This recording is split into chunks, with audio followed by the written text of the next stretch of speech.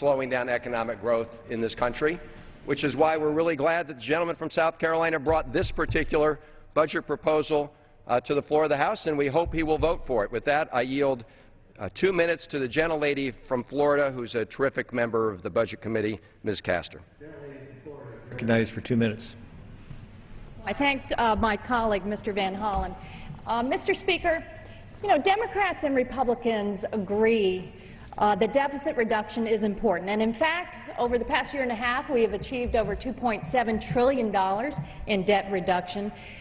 But now the Republicans want to take us through a charade with this Tea Party budget. If enacted, the Republican budget would weaken America's recovery. It would undermine what makes America great and what makes America strong, like education, the ability of students to attend college, medical research and innovation, the ability of our older neighbors to live their lives in dignity in their retirement years through Medicare and long-term care. Now, we got a lot of advice, and economists across the board, in fact, our own Congressional Budget Office, advise that the best and fastest way to reduce the deficit is to make sure people across America have jobs and are working. So it is inexplicable that the Republican budget proposes to eliminate jobs in construction, in education, scientific research, and instead heap the burden on middle-class families. Experts predict that the Republican budget will result in job losses of 2 million fewer jobs next year alone, and that's on top of 750,000 jobs lost by the end of the year due to the sequester Republicans will not replace, just as the economy is improving for our neighbors and small businesses back home. In contrast, the Democratic alternative will generate 1.2 million more jobs, stop the sequester, and in committee, Democrats proposed to close those special interest tax loopholes that riddle our tax code. Republicans said no.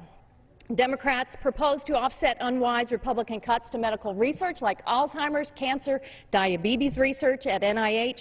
Republicans said no.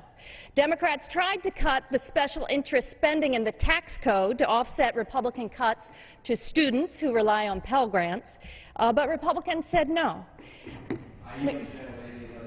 Minute and a half. The gentlelady is recognized for 1 minute and a half. I thank the gentleman. You know, the Democrats in committee, in the Budget Committee, we proposed to strengthen Medicare and replace the Republican plan to turn Medicare into a voucher program. That all it does is simply shift the cost to our families and older neighbors. Mr. Speaker, this Republican budget is not consistent with American values. It is not fiscally responsible. It is a charade. It is a capitulation to the Tea Party. It does not serve us well in economic recovery and the ways we want to grow America. It's a plan for economic weakness. It's a receding vision of American greatness in education, scientific research, and infrastructure, and dignity for our parents and grandparents in their retirement years. I urge you to vote no on the Republican budget and support the balanced Democratic alternative. I yield back. The gentlelady yields back her time. The chair would remind members that the gentleman from South Carolina has 2 minutes remaining. The gentleman from Maryland has 1 minute remaining and the right to close. The chair recognizes the gentleman from South Carolina. And at this time, I'd like to yield 1 minute to the other gentleman from California, Mr. McClintock. The gentleman from California is recognized for 1 minute. Thank the gentleman for yielding. Mr. Chairman, our fiscal problem can be summed up in just 3 numbers: 39, 37, 64. 39% is the combined increase of inflation and population over the past 10 years. 37% is the increase in revenues. The third number is what's killing us. 64% is the increase in spending. It's nearly twice the rate of inflation and population growth. This has never been a revenue problem. It has always been a spending problem. Yet, characteristic of other Democratic budgets, the Senate further accelerates spending while trying to chase it with $1 trillion of new taxes. And despite $1 trillion of new taxes, they can't ever balance their budget. And there's a reason.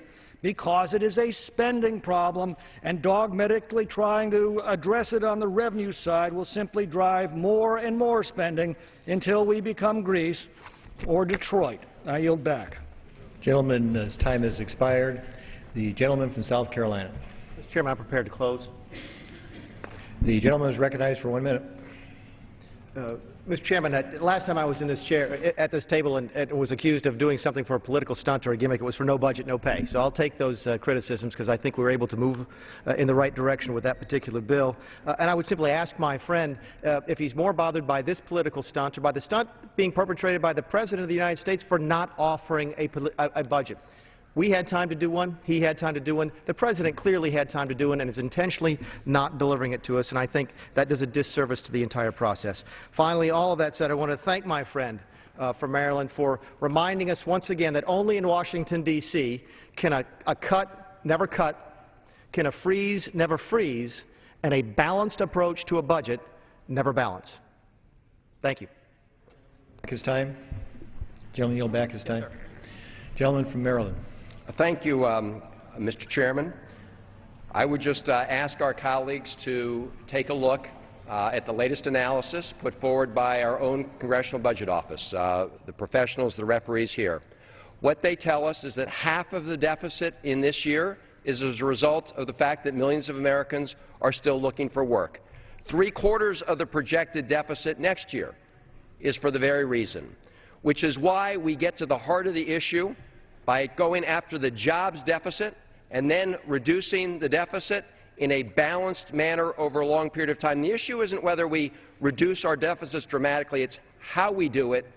We call for a balanced approach that, yes, asks the very wealthy people to get rid of some of their special interest tax breaks, which our Republican colleagues concede they have, but get rid of them in part to reduce the deficit. Our colleagues refuse to take 1 penny from closing tax loopholes, not one, to help reduce the deficit.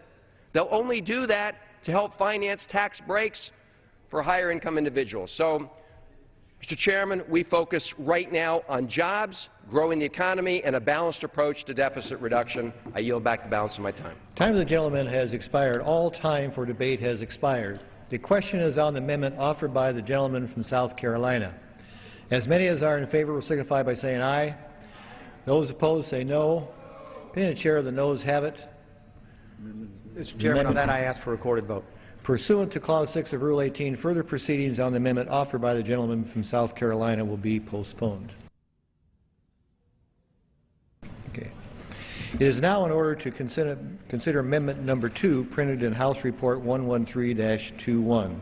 For what purpose does the gentleman from Virginia rise? Mr. Chairman, I rise as a designee of the Congressional Black Caucus to offer an amendment. The clerk will designate the amendment. Amendment number 2, in the nature of a substitute, printed in House Report number 113-21, offered by Mr. Scott of Virginia. Pursuant to House Resolution 122, the gentleman from Virginia, Mr. Scott, and a member opposed will each control 15 minutes. The chair recognizes the gentleman from Virginia. Thank you, Mr. Chairman. I yield myself 2 minutes. The gentleman is recognized for 2 minutes. Thank you. Mr. Chairman, the underlying Republican budget dismantles the Medicare guarantee. It cuts Medicaid in the last year by 25%. It includes unspecified cuts in a category called other mandatory spending. That category, of course, is Social Security and pensions for veterans and federal employees. And then it cuts other essential federal programs. It also repeals Obamacare, but keeps in place the savings and tax increases that pay for it. The Republican budget also includes a $5.7 trillion tax cut that primarily benefits the wealthiest Americans and then somehow claims that it will be revenue neutral by raising somebody else's taxes $5.7 trillion, an average of about $2,000 for every man, woman, and child in America every year. Mr. Chairman, the Congressional Black Caucus budget, on the other hand, is based on reality and uses real numbers. Our budget makes tough choices, but not at the expense of the most vulnerable Americans. The CBC budget calls for revenue enhancements of $2.7 trillion over the next 10 years. The budget shows that this is a real and achievable goal by highlighting approximately $4.2 trillion in revenue options that the Congress could use to achieve the $2.7 trillion in new revenues, such as limiting the deductibility of corporate interest payments, limiting the special tax breaks and corporate loopholes that are baked in our tax code, treating capital gains and dividends like regular income, And incidentally, Mr. Chairman, this amount is less than half of the $5.7 trillion in tax increases assumed in the Republican budget. The revenue enhancements called for in our budget will be used to totally cancel the sequester, to pay for a $500 billion jobs bill that will put more than 5 million Americans back to work, and to provide for an additional $300 billion in long-term investments in our economy through education, job training, health care, science, and research. I yield myself an additional 30 seconds. Gentleman is recognized for 30 seconds. Even with these additional investments, our budget is projected to put our nation back on a sustainable path because the deficit reduction is more than the Simpson-Bowles Deficit Reduction Commission 10-year goal. Mr. Chairman, the CBC budget shows that we can create jobs, invest in education, transportation, and research, and avoid devastating health care cuts and achieve the 10-year Simpson-Bowles Deficit Reduction goal. I therefore urge my colleagues to support the Congressional Black Caucus budget. I reserve the balance of my time. The gentleman reserves his time. What purpose does the gentleman from Georgia rise? Thank you, Mr. Chairman. I claim the time in opposition. The gentleman is recognized. Thank you, Mr. Chairman. And I want to commend my friend, Mr. Scott, for bringing forward a budget on behalf of the Congressional Black Caucus. I think it's important that we have all sorts of options here on the floor to be able to discuss as they relate to a budget. I would note a couple items that he conveniently left out. One is that the budget that the CBC brings to the floor, this will come as no surprise, Mr. Chairman, never gets to balance, which means it continues to spend more money than the government takes in, continues to spend more money than Washington takes in. The people of this great country understand that we can't continue going down this road over and over and over and over. A couple points that Mr. Scott made regarding the Republican budget, which is the budget that is the base budget here that we're bringing to the floor, that in fact does get to balance in a responsible way. It saves and strengthens and secures Medicare as opposed to the misinformation that was provided by the other side. It makes certain that states have the kind of flexibility so that they're able to provide the highest quality of health care to their Medicaid population. It doesn't, as a matter of fact, address in a specific way the issue of Social Security because it provides for a reserve fund so that that is able to be addressed in a more specific way through the committee structure, which is also the important thing to recognize about the issue of taxes. Our friends on the other side are so specific about what they accuse us of regarding taxes, but in fact, as you know, Mr. Chairman, it's the Ways and Means Committee that will ultimately define that. A couple items that he conveniently left out on the budget that he is proposing is that they do raise taxes. In fact, they raise taxes by $2.8 trillion. $2.8 trillion over the next 10 years. And much of that increase in taxes is in the area of those who create jobs. And as we all know, that if you tax something, you get less of it. So by taxing job creators, we'll get fewer jobs. And, Mr. Chairman, that's the last place we need to be heading right now. They spend $5.7 trillion, trillion dollars more than the Republican budget that's being proposed. And they add another $2.9 trillion to the debt relative to the base budget that we're working on today. I also want to address the issue of business taxes. They talk about removing the incentives that move jobs overseas. Well, Mr. Chairman, the biggest incentive to moving jobs overseas is that the United States now has the highest business tax rate in the industrialized world. If you're a business and you're planning on either expanding your business or you're thinking about starting a business here in the United States, and you go to the line that says taxes, the other side of that says no. Go somewhere else. Get out of here. Because taxes are lower elsewhere, which means that jobs are being created elsewhere. We're driving jobs overseas by virtue of our current tax structure, and our friends on the other side of the aisle, especially with the CBC budget, actually increase that as opposed to decrease that. I do, however, want to commend them once again for bringing a budget forward. Because as you've heard earlier today and in the conversations around the budgets, the President has not.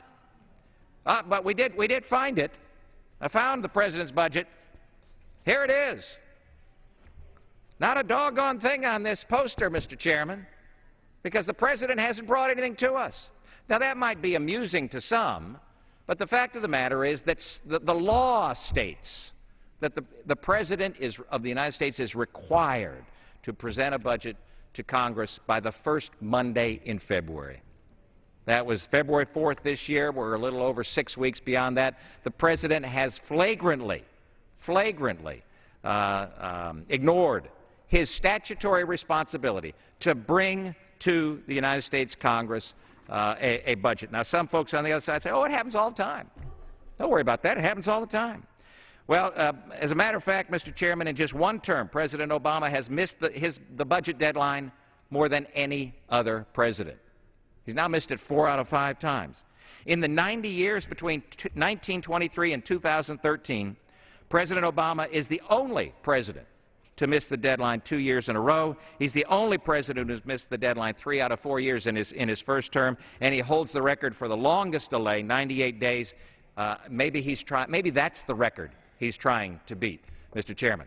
So I want to commend again my colleagues in the Congressional Black Caucus for bringing forward a budget. As I say, I think it's extremely important that we have all sorts of different ideas out here on the floor to be able to debate and have people take a perspective on and have the opportunity to vote yea or nay on. I would respectfully suggest, however, that their budget moves this country in the wrong direction, not the right direction, and we'll urge opposition to their budget proposal, and I reserve the balance of our time. The gentleman reserves his time. The gentleman from Virginia.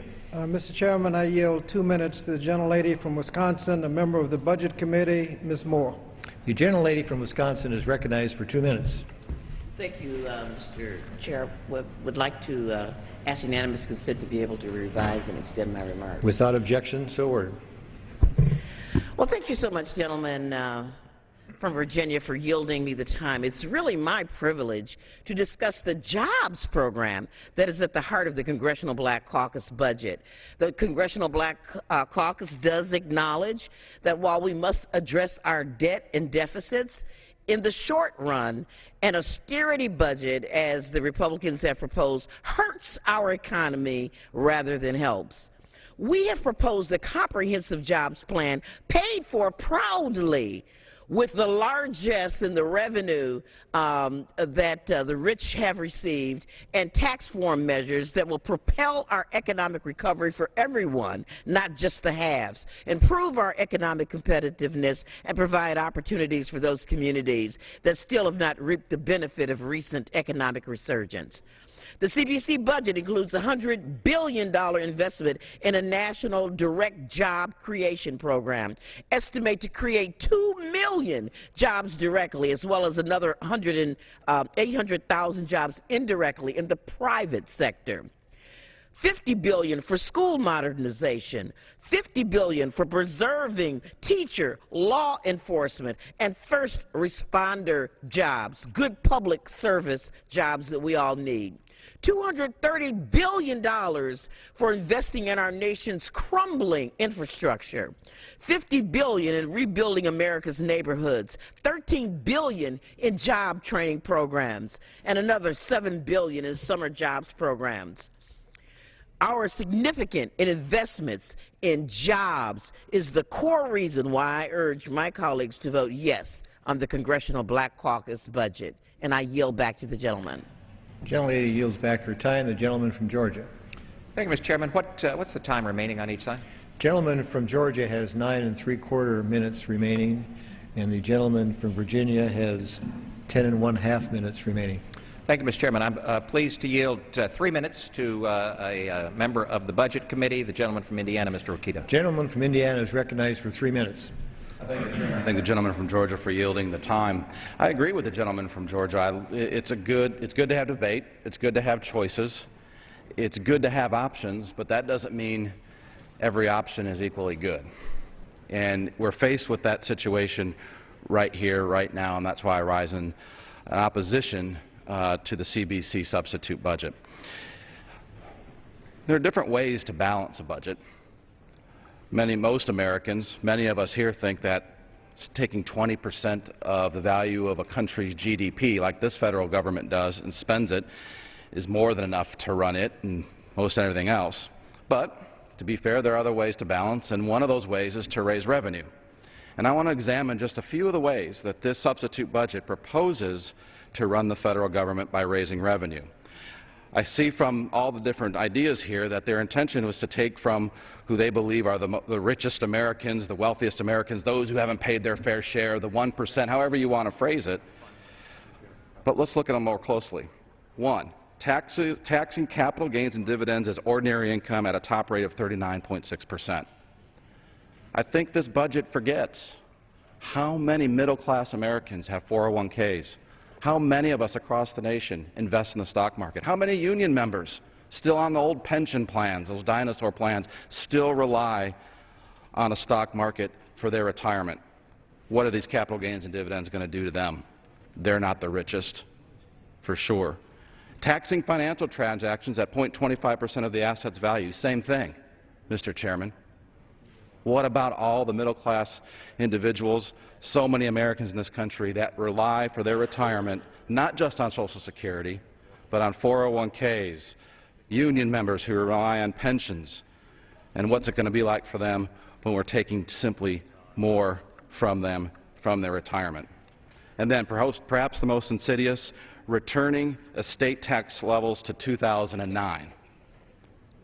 Not only are we taxing twice, but we are making it a bad thing, apparently, to pass on our wealth, our hard-earned wealth, onto our children, our next generation.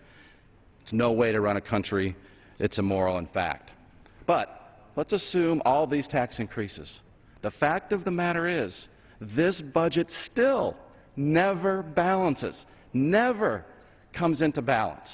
And I was struck this morning, Mr. Chairman, by Mr. Mulvaney from South Carolina during his one-minute speech when he said, you know what, when you contract with somebody to borrow money, that's what debt is, when you intend to pay it back.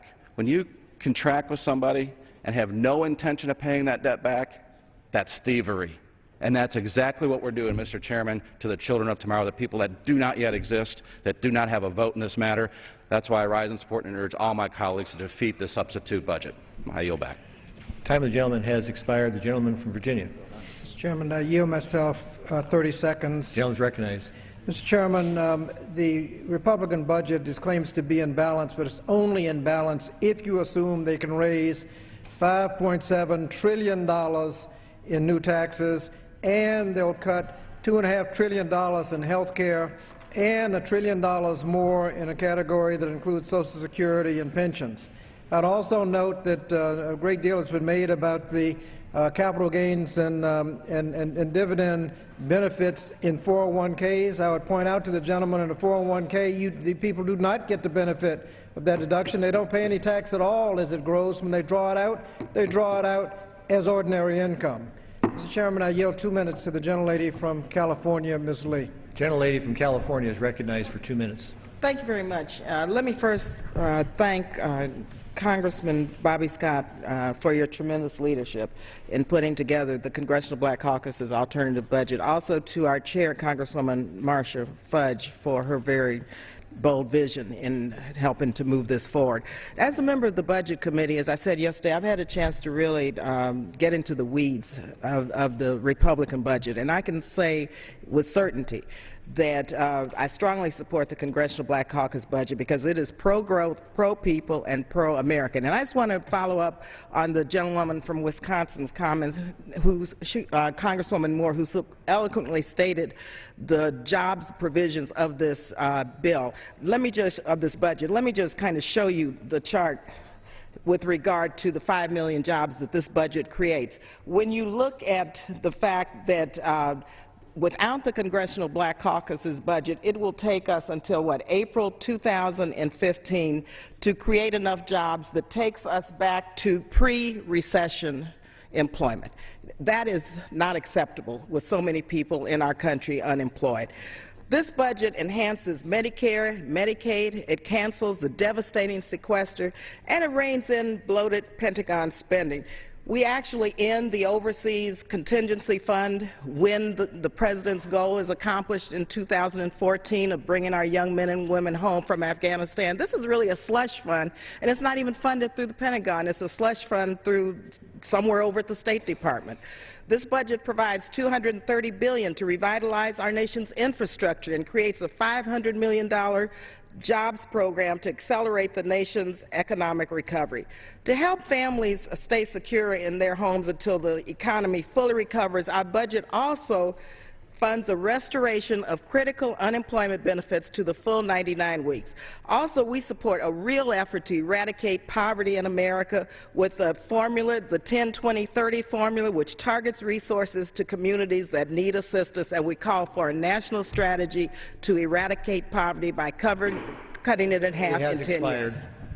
Mr. Chairman, I yield the gentlelady 30 additional seconds. Gentlelady is recognized for 30 seconds. Thank you very much, Mr. Chairman. Let me just also conclude by saying our budget protects the safety net and protects those initiatives which create pathways out of poverty, such as the Earned Income Tax Credit, the Child Tax Credit, the SNAP program, food and nutrition assistance, the program that assists women with nutrition assistance when they're pregnant.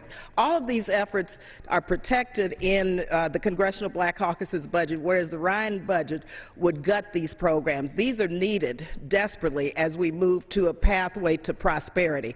Our budget is pro-American, pro-growth, pro-people. Thank you again. Time of the gentlelady has expired. The gentleman from Georgia.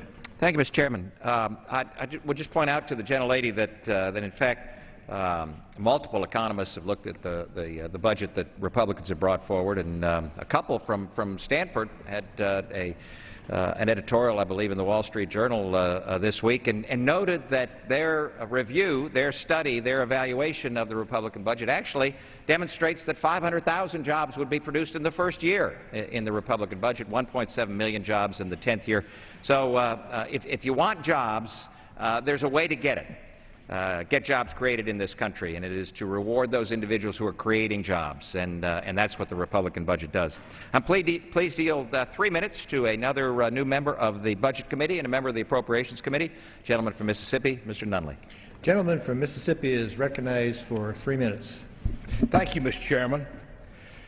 Our friends on the other side have called for what they label a balanced approach. But let's look at the record. Is their quench for new taxes insatiable? At the start of this year, they got $600 billion in new taxes due to the fiscal cliff bill that passed. In addition, added another $1 trillion of new taxes starting this year for Obamacare. A total of $1.6 trillion in new taxes that have been added since New Year's. But before the ink was even dry, they began to call for even more tax increases. In fact, the budget that we're discussing here calls for an additional $2.8 trillion of taxes that will be paid for by hardworking men and women around America. Taxes like, if you sell your house, you'll have to pay an excessive tax on the gain from the sale of your house when you're in retirement. Well, what do they do with their new taxes? Do they take it and pay down the debt? No. Instead, they take these additional taxes and use it to spend more. This budget is not content with Obamacare that passed a few years ago. No, it expands that. I do commend our friends on the other side for at least showing your intentions that you're not going to be happy until every American is on socialized medicine. And this expands Obamacare. It also expands food stamps. At a time when projections are showing that our economy may improve, certainly we should see individuals moving away from food stamps and onto a job supporting themselves. But that's not what we're seeing. The measure of a society should not be how many people can we put on public assistance. The measure of success of a society should be how many men and women can we allow to help themselves. But this budget does cut spending in one area, cuts into our national defense, even more so than the President's budget that he submitted last year. So while we're increasing spending on things that would drain our economy and deprive our children of obtaining jobs, we're compromising the very defense of our nation. And when does it balance? Never. Mr. Chairman, I reject this budget and urge you to vote no. Time of the gentleman has expired. The gentleman from Virginia. Thank you, Mr. Chairman. I yield myself 30 seconds just before I yield to the gentlelady Gentleman is from recognized for 30 seconds. Virgin Islands. First of all, the gentleman just complained about the Obamacare taxes. What he didn't say is that the Republican budget keeps all the taxes, they just repeal the benefits. The Republican budget also does not cancel the sequester. Sequester is estimated to cost 700,000 to 2 million jobs. They do not cancel the sequester. In fact, they have additional cuts that will even add to those job losses. Mr. Chairman, I yield 2 minutes to the gentlelady from the Virgin Islands. The gentlelady from the Virgin Islands is recognized for 2 minutes.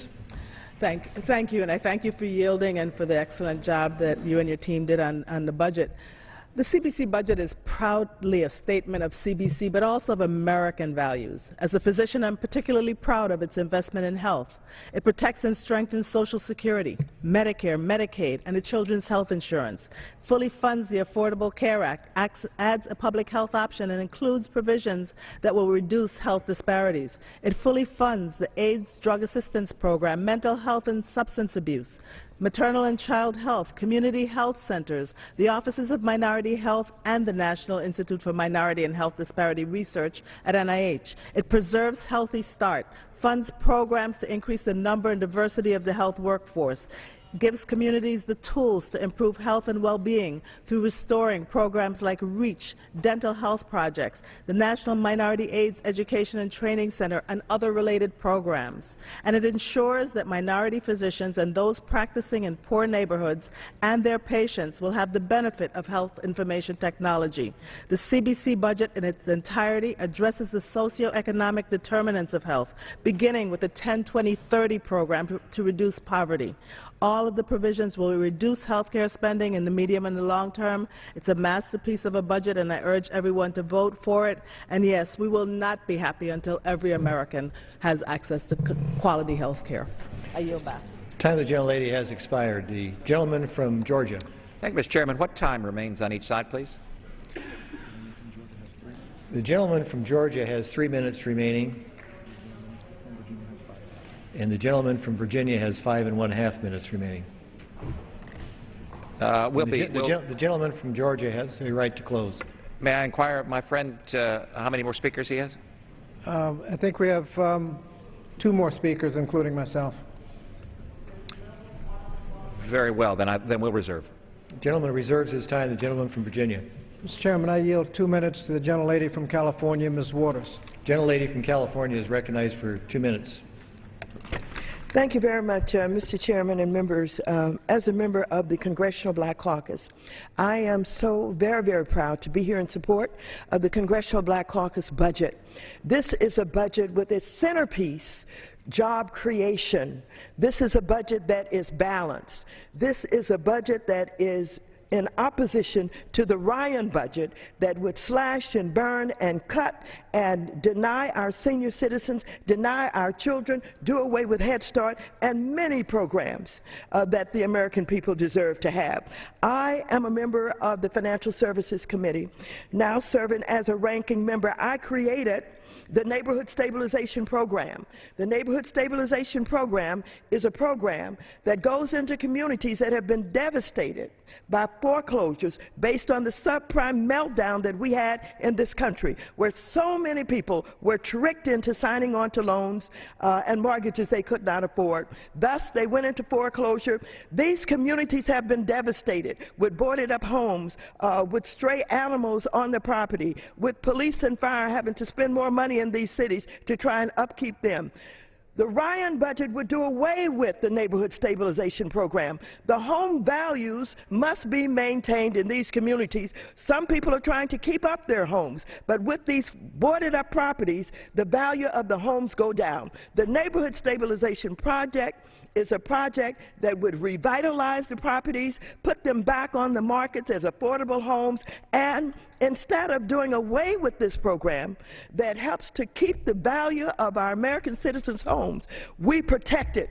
We protect it. The Ryan budget would do away with it. Thank the CBC for understanding how to protect our neighborhoods, how to protect our consumers and our citizens, and how to make our neighborhoods safe, despite the fact that we almost went into a depression based on the financial services meltdown. I yield back. Time of the gentlelady has expired. The gentleman from Virginia. Thank you. Is the gentleman ready to close? I have one more speaker outside of myself, and then I'll be pleased to close. We're prepared to close. I will reserve the balance of my time. Great. The gentleman reserves his time. The gentleman from Georgia. Thank you, Mr. Chairman. I'm pleased to yield 1.5 minutes to a senior member of the Budget Committee, the gentleman from New Jersey, Mr. Garrett. Gentleman from Jersey is recognized for 1.5 minutes. And I thank the chairman and also thank the CBC for actually coming to the floor with a budget, something that the President of the United States has not been able to do 4 out of 5 times, even though it is the law of the land that he is required to do so. So I commend them for doing so. And we should look to see what is it that we agree with in this and what do we disagree with. Well, we do agree with on several points, such as that we want to have a just and fair tax code. We do agree, as we have in our budget, to make sure that we address the most vulnerable, those people who are out of work, the poor in the country, those who are trying hard to make ends meet, to try to end poverty as well, to try to make sure that there's health care in this country. But what we see where we differ from the CBC is the impact what their budget would have on each and every one of these. Their impact would have a devastating impact on those who are out of work, those who are trying to not just get a hand out, but get a hand up, those who are looking for health care and not being able to afford it, those who are looking for health care from the federal government, and realizing that within a short period of time, over the next decade, we will see actually the money in the federal government for the health care that they are receiving right now basically run out. So that is why I applaud their attempt to come to the floor with a budget, but I ask them to take a look at what the impact of their budget will do as opposed to what the Republican budget will do. We will actually be able to create jobs in this country. We did so before in something called the Jobs Act, where we passed in a bipartisan manner. We are going to take the next step to make sure that there's a level playing field in this country versus other countries, to bring back those jobs that have been lost to other foreign nations and bring them back into this country as well. We will be able to reform the systems with regard to the poor. We will be able to provide for a system that provides for the American family in a fair and just tax code. And with that, I yield back the balance of my time. The gentleman has expired. The gentleman from Virginia. I yield myself the balance of the time. The gentleman is recognized for 3.5 minutes. Mr. Chairman, the Congressional Black Caucus budget reacts to this chart, which shows the recovery over past recessions. This recession has been deeper and longer than any others. We still haven't gotten the jobs back. If the rate we're going, we're not going to get the jobs we lost in the 2008 recession for another 2 years. That's why it's important that the Congressional Black Caucus has a budget that has $500 billion in jobs. That will create about 5 million jobs over the next as soon as we can get the money out the door, 5 million jobs, which will significantly reduce the impact of that recession. That's in stark contrast to the Republican budget, which maintains the sequester. The suggestion there is that 700,000 to 2 million jobs will be lost. So we have a choice, 5 million jobs or lose jobs. We have a choice in terms of investments in education, transportation, scientific research, investments in our future, or cuts in those investments. We have a credible path to achieve the Simpson-Bowles 10-year goal rather than a budget that depends on $5.7 trillion in unspecified tax increases to offset their $5.7 trillion tax cut that they say is revenue neutral. It also is a budget that requires massive cuts in Medicare, Medicaid, and other health care programs, pensions, and everything else that will adversely affect those mostly at need. The 1/3 cut in 25 to 30% cut in Medicaid. We have to remember that 2/3 of the Medicaid expense goes to elderly and disabled. What is their plan for them if you're cutting Medicaid by 25 to 30%? We can do better. We can have a progressive, pro-people, pro-growth, pro-jobs agenda, or we can have the devastating cuts in the Republican budget, which has a $5.7 trillion unspecified tax cuts in it, if you believe they will come up with that kind of money. I think we should make the right choice. That right choice is the Congressional Black Caucus budget. I yield back the balance of my time. Gentleman yields back the balance of his time. The gentleman from Georgia is recognized for 1.5 minutes. Thank you, Mr. Chairman. I would once again remind my friends on the other side of the aisle and those listening that the Republican budget creates 500,000 jobs by the end of the first year, and it will result in over 1 million jobs in the 10th year.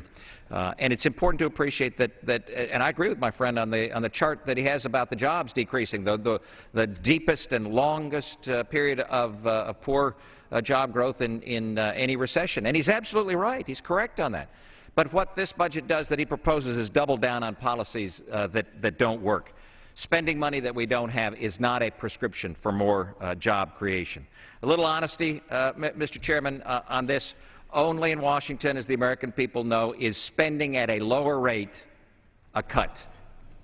More spending at a lower rate in this town is a reduction, is a cut, accused by the other side. The fact of the matter is that the Republican budget increases spending on average 3.4% each year over the next 10 years. It's a responsible budget. It's a budget that gets to balance, actually gets to balance, which means that we don't spend money at the end of this budget that Washington doesn't have, and gets us on a path to paying off the debt. It's that way that we realize that we can create jobs for the American people. We can ensure that young people in this country will be able to get out of college and be able to find a job in their sphere of education. And we can make certain that seniors have the kind of services that they need, the kinds of things that have been destroyed by the current administration and by the budgets being proposed on the other side. The Republican budget is a responsible budget. I urge that members of our party vote down the budget on the other side and yield back the balance of my time.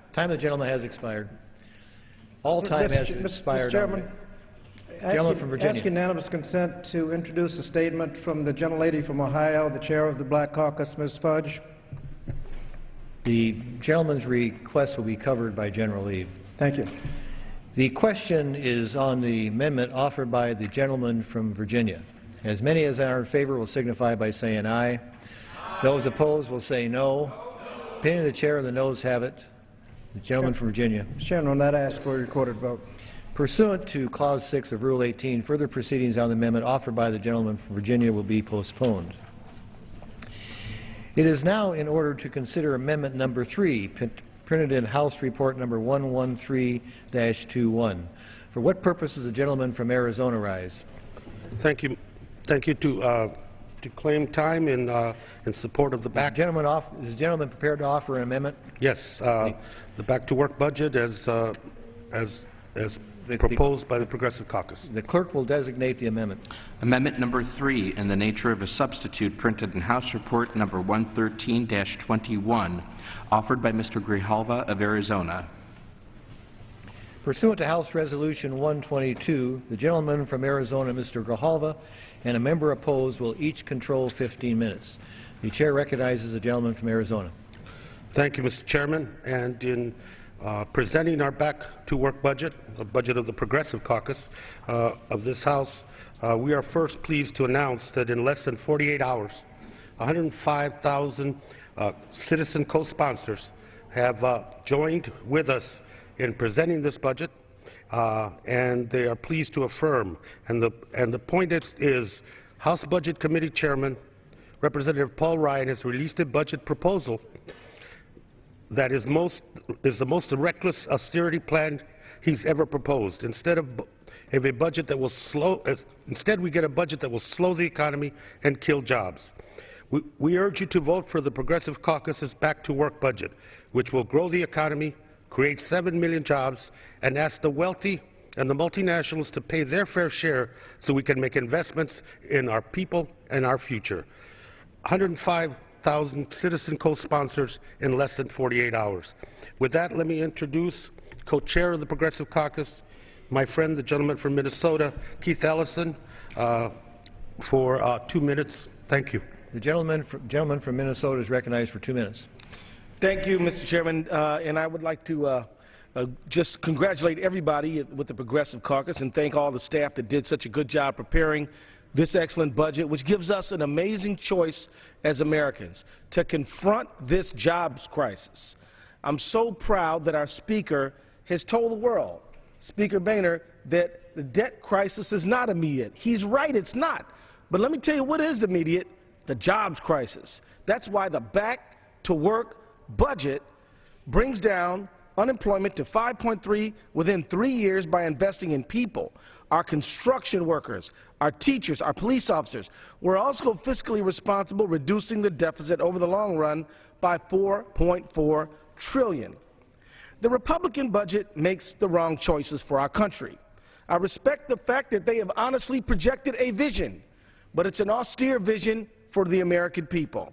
It's no surprise that this message lost the election that we just had. It was put in front of the people. They said, we will have none of it. But the American people do want what's in the back-to-work budget. The Gallup released a poll that confirms what you and I already know, and that is that the American people want jobs, not austerity.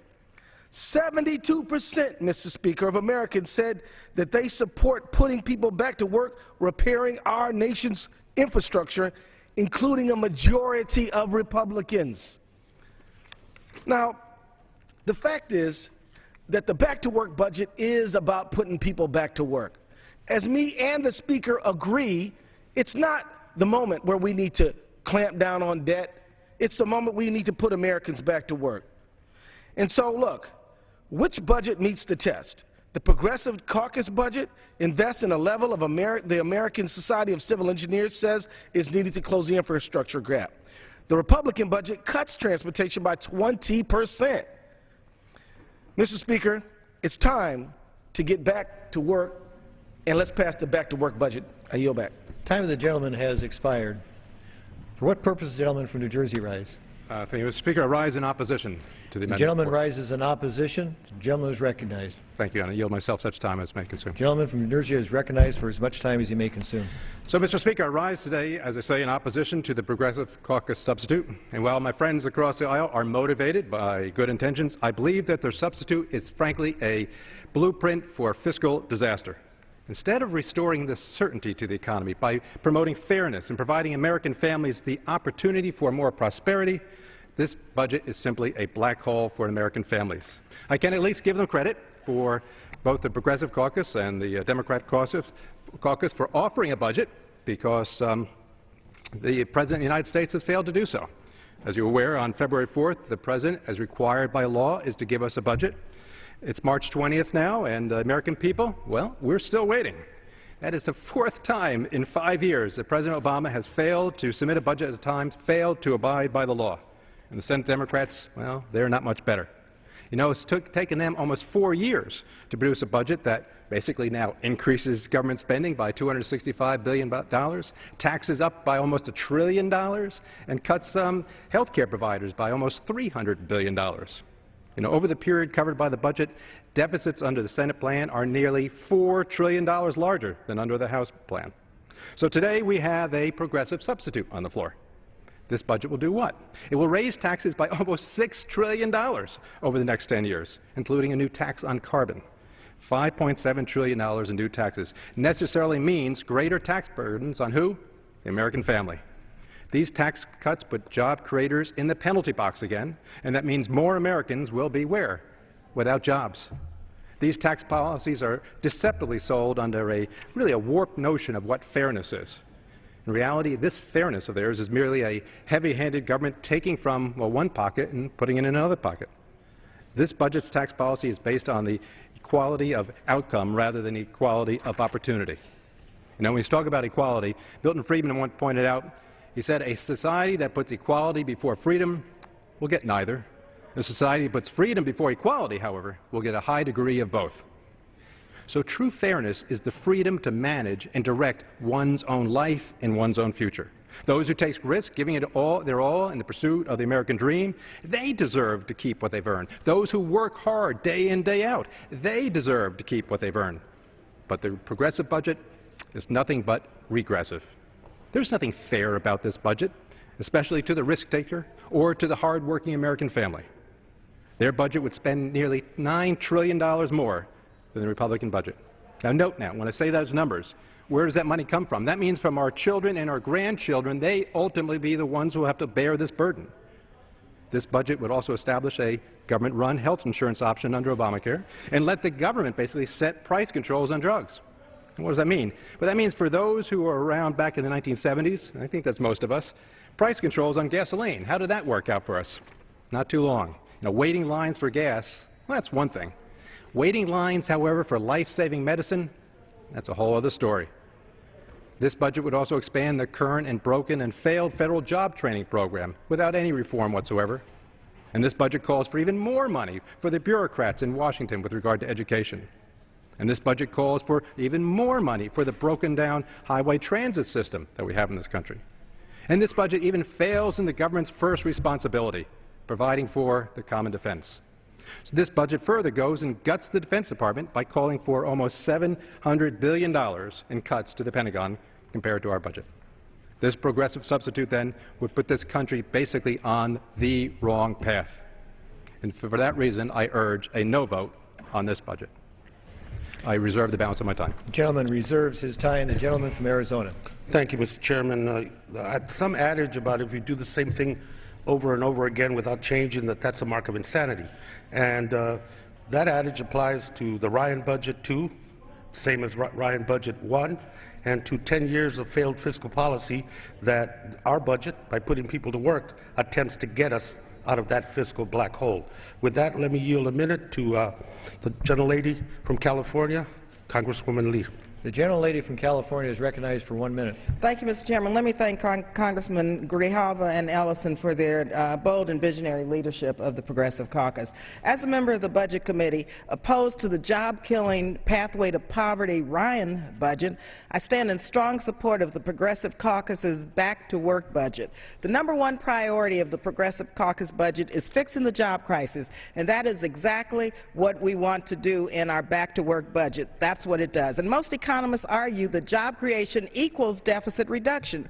The CPC budget asks the wealthiest 1%, big oil and huge corporations to pay just a little more so we can invest in the American people and create 7 million American jobs.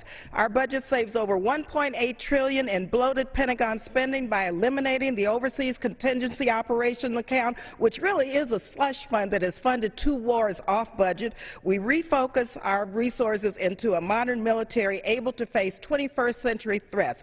We also require the Pentagon, the single largest federal agency with the highest waste, fraud, and abuse, to pass an audit test and to pass it now. It's the only federal agency not subject to an audit.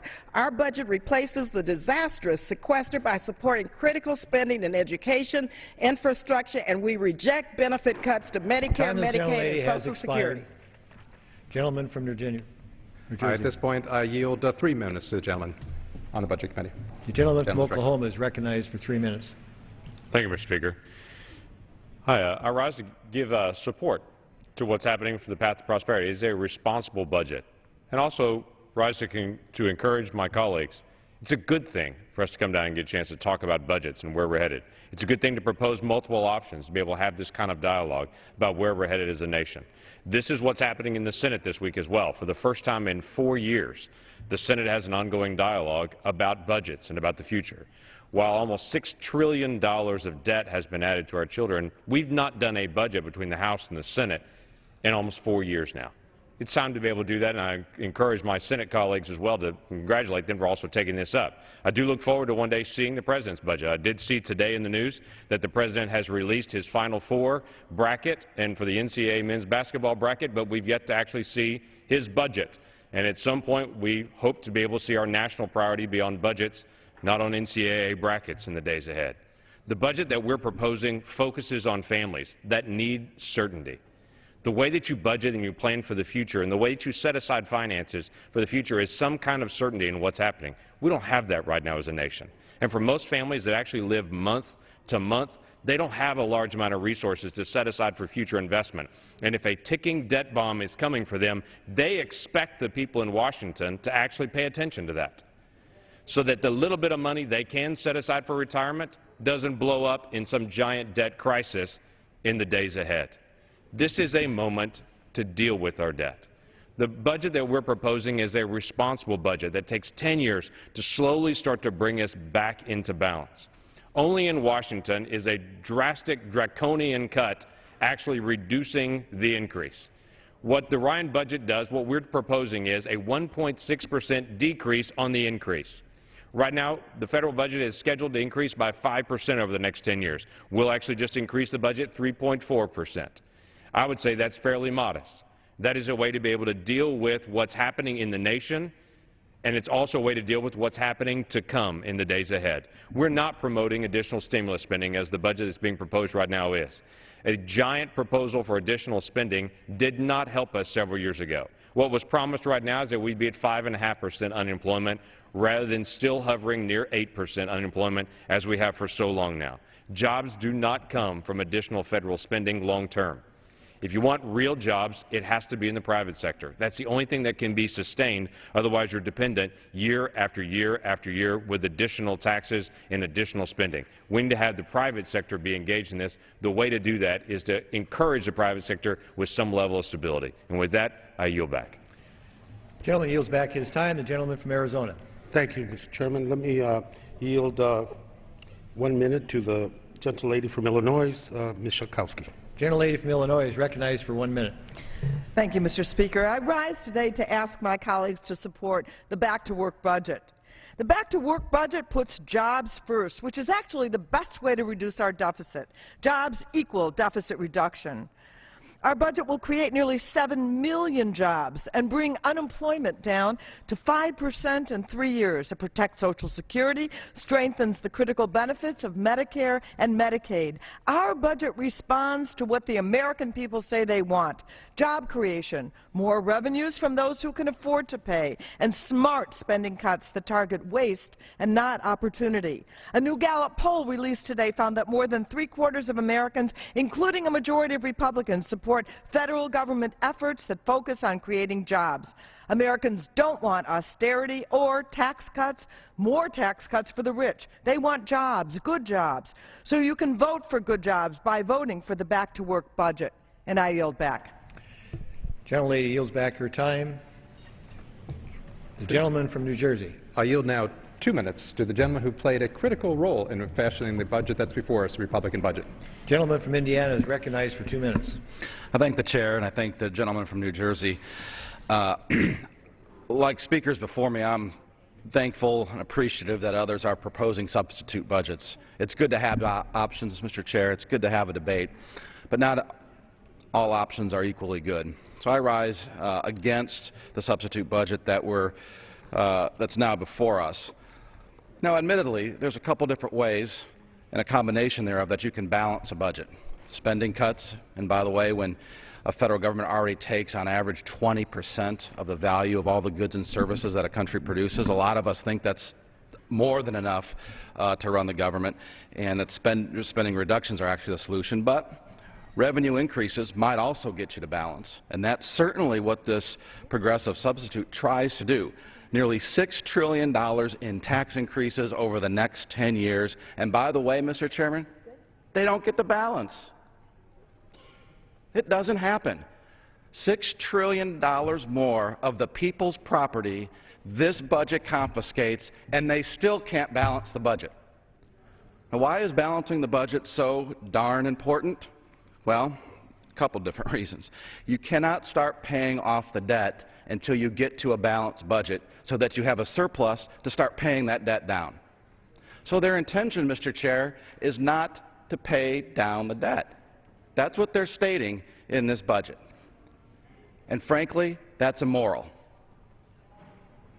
If you intend to pay a debt back in any contractual situation or even in this country's budget situation, it's called a debt. When you take money from future generations, when you take money from people that don't yet exist, and with no intention to pay it back, as this budget does have no intention to pay it back, it's called thievery. And that's wrong. That's why this budget needs to fail, and I yield back. Gentleman yields back his time. The gentleman from Arizona. Thank you very much. And when in the course of the last decade plus, multinational corporations, billionaires in this country have been curried favor with tax breaks, loopholes that have allowed them to pay less than the average American. That has hurt the economy. And I would suggest that aside from thievery, that is gaming the system and not sharing in the full responsibility we all have as Americans to take care of this country. I would now yield 1 minute to the gentleman, to Congressman Pocan, Minnesota. Thank you very much. Wisconsin is recognized for 1 minute. Excuse me. Thank you. The number one issue before our country is not the deficit. It's getting the economy going and creating jobs. We have 12 million people who are still unemployed and millions more who are underemployed in this country.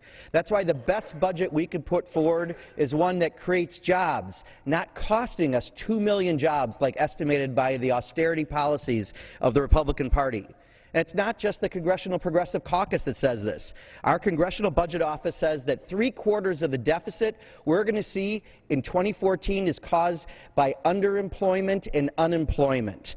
The real enemy to deficit reduction is not a new made-up spending crisis, it's the need for jobs.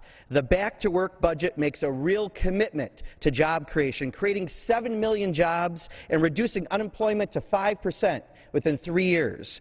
It invests in education, in police, firefighters, teachers, infrastructure, and it ends the job-killing cuts of the sequester.